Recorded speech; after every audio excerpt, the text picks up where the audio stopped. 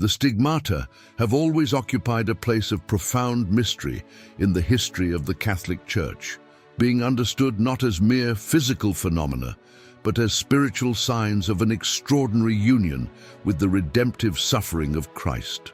From the earliest centuries, the Church has observed these signs with extreme prudence, aware that human suffering can have many origins, but also conscious that God, in his sovereignty, can mark some of his servants in a visible way to remind the world of the reality of the cross. The stigmata, therefore, are not an end in themselves, but a silent language that points to the sacrifice of Christ on Calvary. Each wound opened in the body of a saint speaks, first of all, of the wound opened in the heart of humanity. It is within this spiritual horizon that the life of Saint Padre Pio must be understood. His stigmata did not arise as a spectacle, but as a cross, not as glory, but as pain, not as a human privilege, but as participation in the mystery of redemption. Throughout history, few saints have received the gift of the stigmata, with Saint Francis of Assisi being the best known and officially recognized by the Church. These cases have always awakened fascination and, at the same time, distrust, both within and outside the ecclesial environment. The Church, faithful to reason and faith, has never accepted these phenomena without rigorous investigation. Visible suffering must be accompanied by heroic virtues, obedience, humility, and doctrinal fidelity. It is precisely at this point that Padre Pio stands out. His stigmata did not come in isolation, but were inserted into a life marked by unceasing prayer, tireless confession, and a radical fidelity to the Church. Before being a wounded man, Padre Pio was a man crucified interiorly. His spiritual life already bore the mark of the cross long before it became visible in his body. The spiritual context of the beginning of the 20th century helps to understand the importance of Padre Pio's stigmata. The world was living through wars, moral crises, and a growing distancing from God. Human pain seemed trivialized, and the redemptive suffering of Christ was often forgotten. In this scenario, God allows a simple Capuchin friar, hidden in a small convent in southern Italy, to carry in his own body the signs of the Passion, not as a condemnation of the world, but as a call to conversion. Padre Pio's stigmata arise as a silent cry, reminding us that suffering can have meaning when united to the cross of Christ. They do not appear to provoke curiosity, but to awaken spiritual awareness.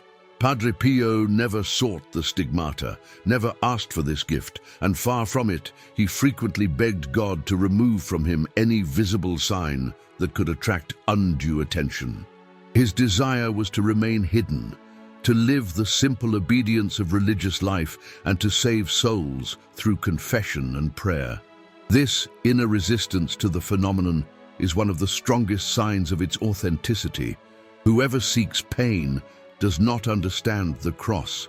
Whoever flees it yet accepts it when God permits it understands deeply the Christian mystery of suffering. Padre Pio carried his stigmata as one carries a heavy mission, never as a spiritual trophy. From the beginning, the stigmata awakened extreme reactions. Many saw in them an evident sign of divine action, while others raised suspicions of fraud, hysteria, or self-infliction. These accusations deeply wounded Padre Pio, not only in his reputation, but in his priestly soul. Even so, he never defended himself publicly, never sought to justify himself or explain the mystery. His response was always the same: silence, prayer, and obedience. This silence was not an escape, but a confident abandonment to the justice of God. The moral suffering caused by suspicions was often more painful than the physical wounds themselves. The Church, conscious of the seriousness of the phenomenon, began rigorous investigations that would extend for decades. Doctors, theologians, and ecclesiastical authorities examined the wounds, the friar's behavior, and his spiritual life with meticulous attention. No natural explanation was able to account for the permanence, the depth, and the characteristics of the stigmata. The wounds did not become infected, did not heal completely, and exuded a gentle fragrance, something inexplicable from a scientific point of view. Even so, Padre Pio never used these facts as proof of sanctity. For him, the only true criterion was fidelity to the will of God. Padre Pio's stigmata were not only marks on his hands, feet, and side. They extended to his interior life, marked by long spiritual nights, violent temptations, and a profound sense of unworthiness before God. He considered himself a poor instrument, a sinner sustained by divine mercy. This awareness of smallness is fundamental to understanding the meaning of his stigmata. God does not choose the perfect, but the humble. He does not mark the proud, but the obedient.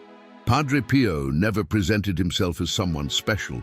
On the contrary, he saw himself as the last of servants. When speaking of the stigmata, it is essential to understand that they do not replace the gospel, nor add new truths to the faith. They are signs that refer back to what is essential: the cross, conversion, and sacrificial love. Padre Pio knew this deeply, and for that reason always directed people to the sacraments, especially confession and the Eucharist. His stigmata were a silent call to live a concrete, incarnate, and demanding faith. He did not draw people to himself, but to Christ crucified. The physical suffering caused by the stigmata was intense and constant. The pains worsened especially during the celebration of the Holy Mass, the moment in which Padre Pio spiritually relived the Passion of Christ. Many testimonies report that he bled more intensely during Mass, as if his body accompanied the mystery being accomplished on the altar. This union between the Eucharistic sacrifice and bodily suffering reinforces the Catholic understanding of the Mass as the real representation of the sacrifice of Calvary. In Padre Pio, this truth became visible. Thus, from the beginning, the stigmata of Saint Padre Pio cannot be separated from his priestly mission, from his obedience to the Church, and from his profound interior life. They are not an isolated episode, but the guiding thread of an existence entirely given to God. To understand them fully, it is necessary to enter into this mystery with reverence, faith, and silence, just as Padre Pio himself lived each day of his life marked by the cross.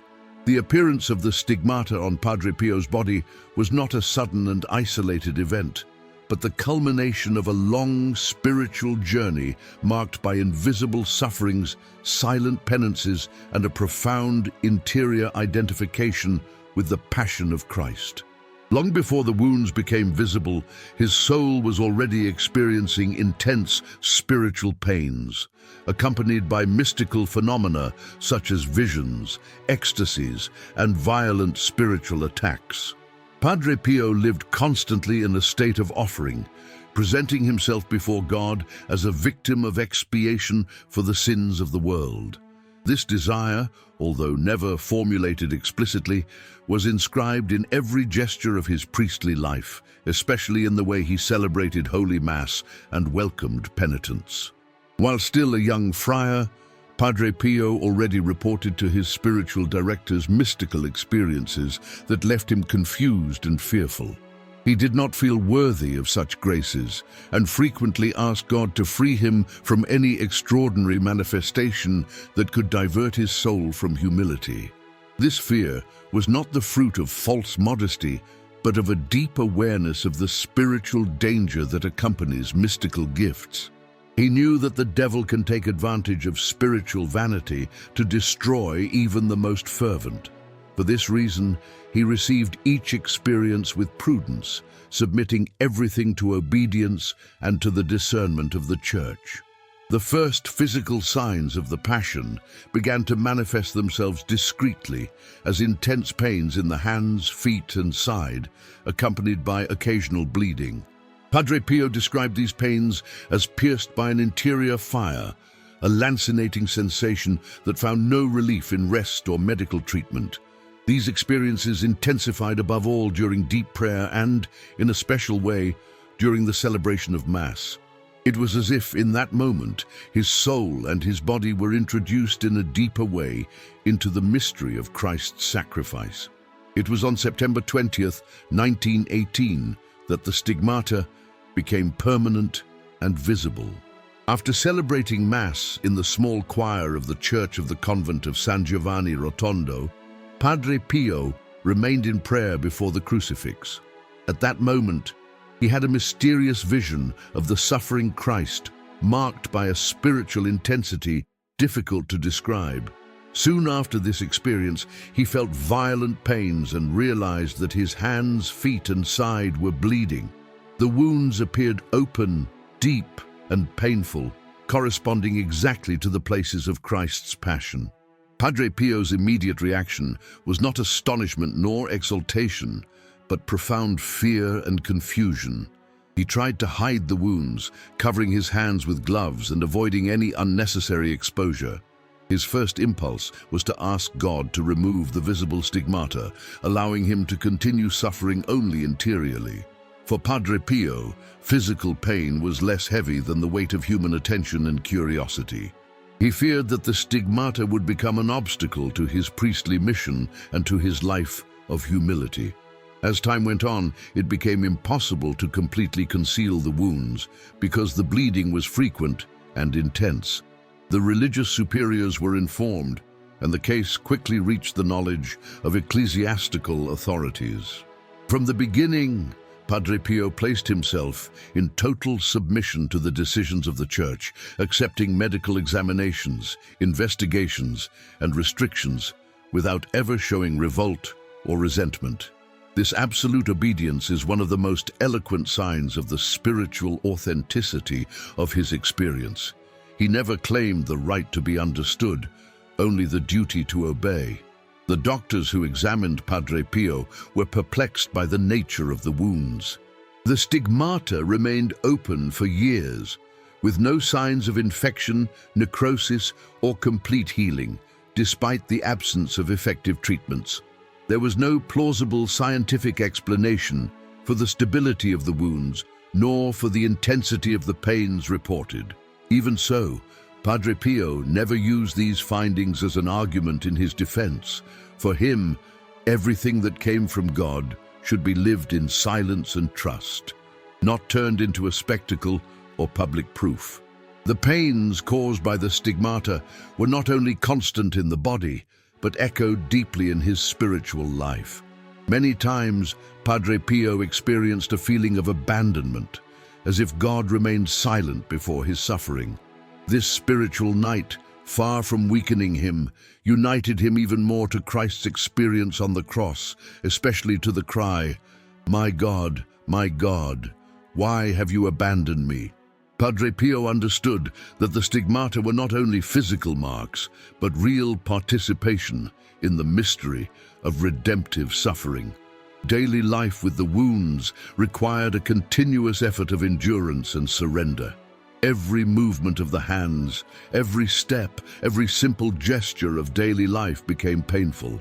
Even so, Padre Pio never reduced his pace of service to the faithful, especially in the confessional, where he spent long hours every day. He accepted pain as part of his mission, offering it silently for the conversion of sinners and for the sanctification of the Church. His suffering was never sterile. It was always offered, always oriented toward the good of souls. The gentle odor that often emanated from the wounds, described by many as a fragrance of flowers, added even more mystery to the phenomenon. This sign, reported by reliable witnesses, arose spontaneously and disappeared without explanation.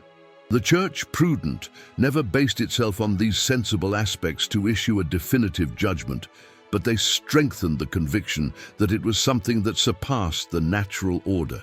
For Padre Pio, however, these signs had no importance. What mattered was to remain faithful to the cross, entrusted to him. Thus, the appearance of the stigmata on Padre Pio's body cannot be understood as an isolated or extraordinary event in the superficial sense of the term. They were the visible expression of a life entirely consumed by surrender, obedience, and union with Christ crucified. From that day in 1918, Padre Pio would carry in his body and in his soul a permanent cross, which would become, over the years, a source of scandal for some and of conversion for many. From the moment Padre Pio's Stigmata became known, the Church understood that it was facing a phenomenon that required maximum prudence, discernment, and rigor. Ecclesial history teaches that not every extraordinary phenomenon has a divine origin, and therefore investigation is not a sign of distrust against the saint, but an expression of pastoral responsibility. In Padre Pio's case, ecclesiastical authorities acted with caution, aware that the growing fame could generate confusion among the faithful. For the friar himself, these investigations were received as part of the cross he was called to carry, even when they became a source of profound interior suffering. Doctors of different backgrounds were called to examine the wounds, observe their behavior over time, and evaluate possible natural explanations. Some professionals, influenced by the intellectual climate of the time, suggested psychological or self-inflicted hypotheses, raising suspicions of fraud or unconscious suggestion. These accusations, even if unproven, deeply wounded Padre Pio, not only for striking at his personal honor, but above all for casting doubt on his priestly fidelity. Even so, he never responded with indignation or public defense, choosing the path of silence and obedience. The investigations were not limited to the medical aspect. Padre Pio's spiritual life was examined in meticulous detail, including his practices of prayer, his relationship with the faithful, and his fidelity to the doctrine of the Church. Confessors, religious superiors, and theologians examined his writings, his words, and his daily conduct. At no moment were heresies, doctrinal deviations, or signs of spiritual pride found. On the contrary, there emerged the figure of a priest profoundly obedient, austere with himself, and entirely dedicated to the salvation of souls. This coherence between extraordinary phenomenon and ordinary virtue was one of the most significant elements in favor of his authenticity. Despite this, distrust persisted for many years. In certain periods, Padre Pio was subjected to severe restrictions, including the prohibition of celebrating Mass publicly and of hearing confessions. For a priest whose life revolved around the altar and the confessional, these measures were a true interior crucifixion. He found himself deprived of the means by which he fulfilled his mission, without fully understanding the reasons, yet accepting everything as the will of God mediated by the Church. His moral suffering in those moments was as intense as the physical pain caused by the stigmata. The silence imposed on Padre Pio was not only external, but also internal. He faced the temptation of incomprehension, abandonment, and even doubt, like so many saints before him. Nevertheless, he never allowed these trials to shake his faith or his obedience. He often repeated that true holiness does not consist in doing extraordinary things, but in lovingly accepting the will of God in all circumstances. This interior attitude transformed each humiliation into an offering, each suspicion into an occasion of purification. The faithful, in turn, reacted in different ways. Many remained firm in their trust in Padre Pio's holiness, offering silent support and constant prayers. Others, influenced by accusations and the climate of doubt, withdrew or began to look at the friar with suspicion. Padre Pio suffered deeply because of these divisions, not out of wounded vanity, but because of the spiritual scandal they could cause to simple souls. His greatest fear was that someone would lose the faith because of the controversies surrounding his person. Even under constant surveillance, Padre Pio continued to live a life of intense prayer and penance. He spent long hours in recollection, offering his sufferings for the Church, for the Pope, and for sinners. He understood that his mission was not to convince men, but to please God. This supernatural perspective allowed him to endure injustices without bitterness.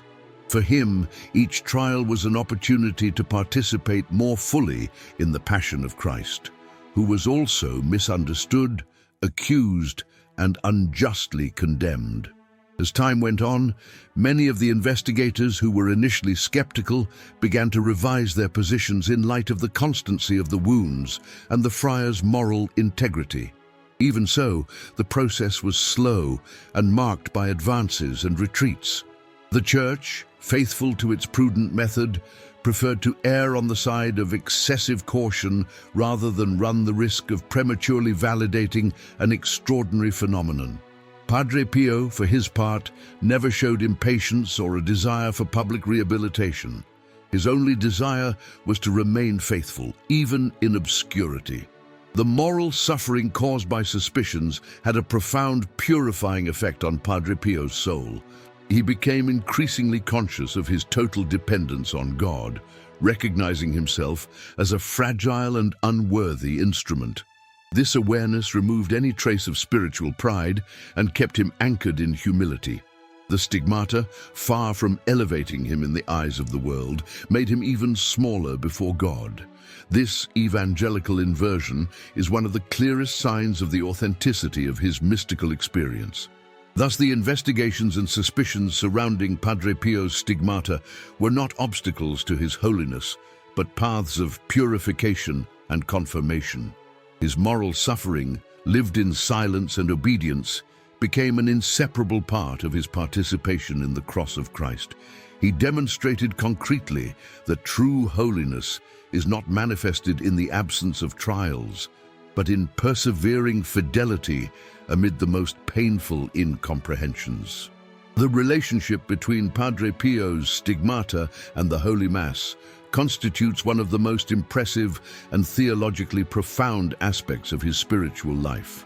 For him, the Mass was not merely a liturgical celebration, but the real and concrete representation of Christ's sacrifice on Calvary. Each time he stood before the altar, Padre Pio entered into a mystery that involved his whole being, body and soul, so intensely that his stigmata seemed to respond physically to the drama of the Passion. The Mass, for him, was cross, sacrifice, and redemption, lived in an almost palpable way. During the Eucharistic celebration, the pains caused by the stigmata visibly intensified. Witnesses report that his hands bled more abundantly. His face took on an expression of profound suffering, and his voice at times became trembling, as if he were reliving Christ's last moments. These signs were neither sought nor staged. They arose spontaneously as a reflection of a deep mystical union with the sacrifice taking place on the altar. For Padre Pio, each Mass was a new Calvary, in which he placed himself as a victim together with Christ. The way Padre Pio celebrated Mass deeply impressed those who had the opportunity to attend.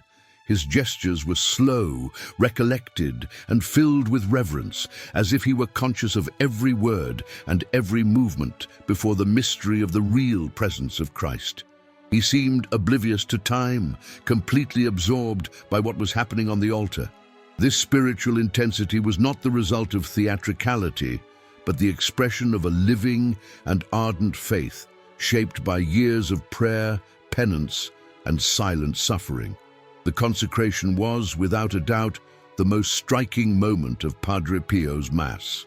Many testimonies report that, at that instant, he entered into a state of profound contemplation, often accompanied by tears, groans, or a silence charged with emotion. His stigmata, especially those on his hands, seemed to throb with pain, as if they responded directly to the words that made present the body and blood of Christ. For Padre Pio, the Eucharist was not a symbol, but a living reality, and his body became a witness to that truth. This experience of the Passion at the altar was not limited to visible aspects. Interiorly, Padre Pio experienced a profound identification with Christ's suffering, participating spiritually in his offering to the Father. He understood the Mass as the place where heaven touches earth, where the eternal sacrifice of the Son is continually offered for the salvation of humanity. His stigmata were, in this sense, a visible extension of that interior surrender, a seal that marked his participation in the redemptive mystery.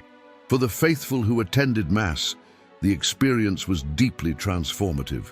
Many reported an intense sense of the presence of God, accompanied by repentance, conversion, and a desire for a change of life. Not a few left the church with tears in their eyes, touched by the seriousness with which Padre Pio lived the Eucharistic mystery. His stigmata, far from distracting, reinforced the awareness that the Mass is a real sacrifice, demanding and profoundly linked to the cross. Padre Pio never used his singular way of celebrating Mass to attract people or build a reputation. On the contrary, he felt burdened by excessive attention and frequently asked God to free him from any extraordinary manifestation.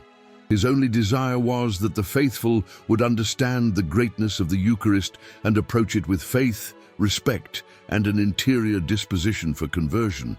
The stigmata, in this context, were a painful but effective means of recalling this essential truth. The Mass was also the moment in which Padre Pio explicitly offered his physical and moral sufferings for the Church and for sinners. He saw himself as a mediator, not in the sense of replacing Christ, but of uniting himself to him in the work of redemption. This deep, priestly awareness gave meaning to the pains of the stigmata, transforming them into silent and effective prayer. For Padre Pio, to suffer without offering would be useless. To suffer united to Christ was fruitful. This union between the stigmata and the Mass reveals a fundamental dimension of Catholic spirituality, the redemptive value of suffering when united to Christ's sacrifice. Padre Pio lived this truth in a radical way, allowing his body to become a place of witness to that union. His stigmata were not merely personal marks, but signs that pointed to the altar, to the Eucharist, and to the central mystery of the Christian faith. Thus, understanding Padre Pio's stigmata requires understanding his relationship with the Holy Mass. They cannot be separated from the altar, from sacrifice, and from total surrender to God. In Padre Pio, the Mass ceased to be merely a rite and became a lived experience of the Passion, reminding the world that the cross and the Eucharist are inseparable in the mystery of redemption. The stigmata of Saint Padre Pio cannot be understood merely as an extraordinary phenomenon or as a visible sign of individual holiness. Their deepest meaning lies in the spiritual and redemptive dimension they assume within the Christian mystery. In the tradition of the Church, suffering united to Christ acquires a salvific value, not by adding something to the work of redemption, but by allowing the faithful to participate in a mysterious way in the unique sacrifice of the Savior.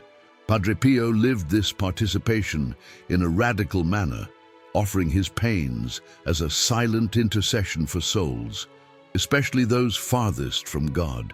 For Padre Pio, the stigmata were a mission before they were a gift.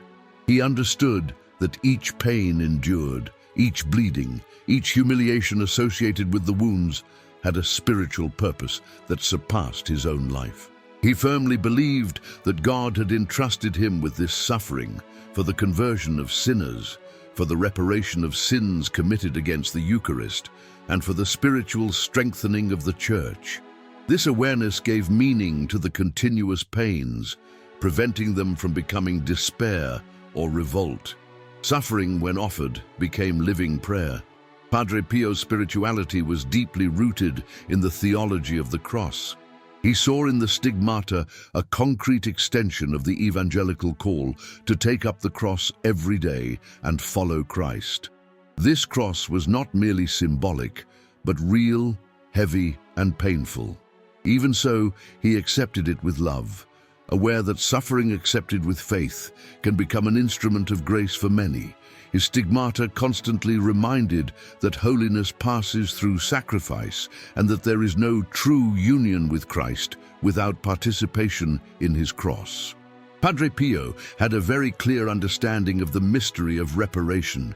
He saw the world wounded by sin, by religious indifference, and by a lack of love for God, and he felt interiorly called to repair these offenses through suffering offered. His stigmata made visible this reparative mission, functioning as a silent cry before a world that often rejects the cross. He believed that many graces were granted to souls thanks to this hidden and offered suffering, even though no one could ever fully measure its fruits. The confessional was the place where this redemptive mission became most evident. Padre Pio spent hours attending penitents, often enduring intense pains caused by the stigmata while listening to human misery. He saw in this ministry a continuation of his participation in the Passion of Christ, who came to heal wounded hearts and reconcile men with God. Each absolution granted was, for him, a victory of grace, often won at the cost of personal suffering, offered in silence. The stigmata also had a spiritual pedagogical value. They taught without words that Christianity is not a comfortable or superficial faith, but a demanding path that passes through renunciation and sacrifice. Padre Pio did not preach an easy gospel. His very life was a living preaching of the cross. Upon seeing his wounds, many faithful were confronted with the seriousness of the Christian faith and with the need for an authentic conversion that involves a change of life and a concrete commitment to God. Despite the extraordinary character of the stigmata, Padre Pio insisted that true holiness does not consist in mystical phenomena, but in faithful love of God and neighbor. He warned that many could be lost seeking signs and prodigies, forgetting the simplicity of the gospel. For him, the stigmata had value only insofar as they led souls to a deeper sacramental life, especially to frequent confession and conscious participation in the Eucharist. Without this interior conversion, exterior signs would lose their meaning. The redemptive mission associated with Padre Pio's stigmata was intimately linked to intercession. He saw himself as an instrument in God's hands, interceding for souls through accepted suffering. Many people testified to deep conversions, spiritual healings, and family reconciliations attributed to his prayer and to the offering of his pains. Padre Pio never claimed these fruits for himself. He attributed everything to divine mercy, of which he considered himself only a fragile channel. The stigmata also constantly recalled the reality of sin and its consequences. In a world that tends to minimize sin or ignore its spiritual implications, Padre Pio's wounds appeared as a silent sign of the gravity of separation from God. They pointed to the price paid by Christ on the cross and to the need to correspond to that love with a life of conversion and fidelity. In this sense, the stigmata had a prophetic dimension, calling to spiritual responsibility. Thus, the spiritual meaning of the stigmata of St. Padre Pio goes far beyond the physical or extraordinary aspect. They were the expression of a redemptive mission lived in silence, obedience, and sacrificial love. Padre Pio showed in his own flesh that suffering united to Christ can become a source of grace for many, transforming pain into hope and the cross into a path of salvation. The stigmata of St. Padre Pio did not remain as an isolated phenomenon closed in on itself, but became an abundant source of spiritual fruits that manifested over decades. Although Padre Pio never sought extraordinary signs, many miracles and graces began to be associated with his intercession, both during his life and after his death. These fruits did not arise as a spectacle, but as God's silent response to the continual offering of suffering lived by the friar. For the Church, spiritual fruits have always been one of the most important criteria in discerning the authenticity of mystical phenomena. Among the most frequently reported miracles are inexplicable physical healings, spiritual deliverances, and deep and lasting conversions. People who drew near to Padre Pio often reported feeling read interiorly, as if he knew their most intimate consciences. This capacity, associated with his life of suffering and prayer, reinforced the perception that his stigmata were linked to a broader spiritual mission. Nevertheless, Padre Pio always directed the faithful to God, insisting that no grace came from him, but from divine mercy. The physical healings attributed to Padre Pio's intercession were often accompanied by a call to conversion. He warned that bodily health, though important, could not be separated from the health of the soul. Many people testified that more than bodily healing, they received the grace of a profound interior change, marked by a return to the sacraments and a more committed life of faith. These spiritual fruits were, for Padre Pio, the greatest confirmation that his suffering was not useless. The Stigmata also played an important role in drawing crowds to San Giovanni Rotondo. People from different countries, social classes, and spiritual situations sought the friar in search of guidance, consolation, and reconciliation with God. Although this fame was a source of great weight for Padre Pio, he accepted this constant flow of souls as part of his mission. His stigmata, visible or hidden under gloves, became a silent sign of a total surrender that touched even the most hardened hearts. In the confessional, the spiritual fruits were particularly evident. Padre Pio had an extraordinary ability to lead souls to sincere repentance, often confronting penitence with firmness, but always with deep love. He did not tolerate confessions that were superficial or without a purpose of change, because he believed that divine mercy requires a concrete response. This spiritual rigor, far from driving people away, attracted those who sought an authentic conversion. His stigmata seemed to confer spiritual authority on his words, reminding that grace is born of the cross. The spiritual miracles associated with Padre Pio also included family reconciliations, awakened religious vocations, and perseverance in faith amid great trials. Many people reported that after meeting the friar or appealing to his intercession, they found strength to endure sufferings that had previously seemed unbearable. Padre Pio taught, by his example, that suffering does not necessarily disappear, but can be transformed into a path of sanctification when lived with faith. Despite so many signs and fruits, Padre Pio maintained a posture of extreme humility. He often stated that he was only a useless instrument in God's hands and asked the faithful not to cling to his person. His desire was that everyone would draw near to Christ and to the Church, not to a man marked by extraordinary phenomena. This attitude reinforces the authenticity of his experience, because true action of God never centers on the human ego, but leads to adoration and conversion. The Stigmata also inspired concrete works of charity, such as the founding of the House for the Relief of Suffering, a hospital intended to care for the sick with dignity and Christian love. Padre Pio saw this work as an extension of his redemptive mission, offering relief to human suffering in its many dimensions. For him, it was not enough to suffer spiritually. It was necessary to translate faith into concrete acts of love of neighbor. The fruits of the Stigmata, therefore, were not limited to the mystical plane, but reached social and human life. The perseverance of the Stigmata over 50 years without a convincing scientific explanation, accompanied by a life of heroic virtue, strengthened the conviction of many regarding the supernatural origin of the phenomenon.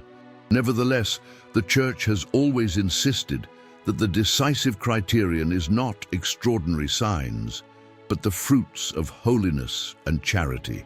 In Padre Pio's case, these fruits manifested in an abundant and lasting way, confirming the spiritual fecundity of his offered suffering. Thus, the Stigmata of Saint Padre Pio, far from being an end in themselves, became a source of graces, miracles, and profound spiritual transformations. They reveal that when suffering is united to Christ, it can generate invisible but eternal fruits.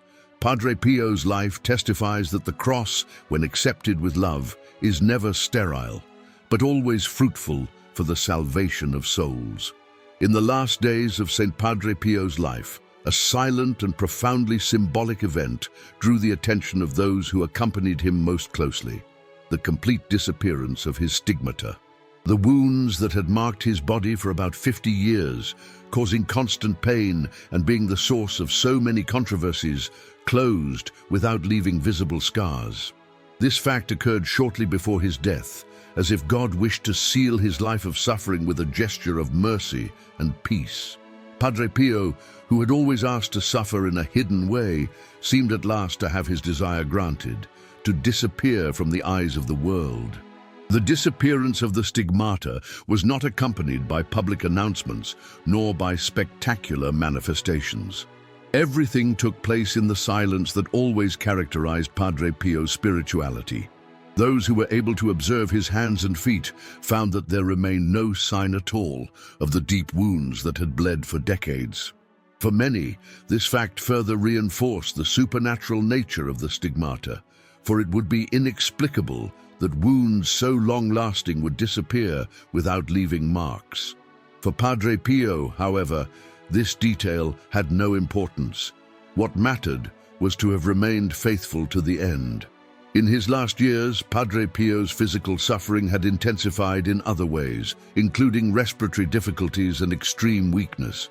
Even so, he continued to celebrate Holy Mass, even when his strength seemed almost exhausted.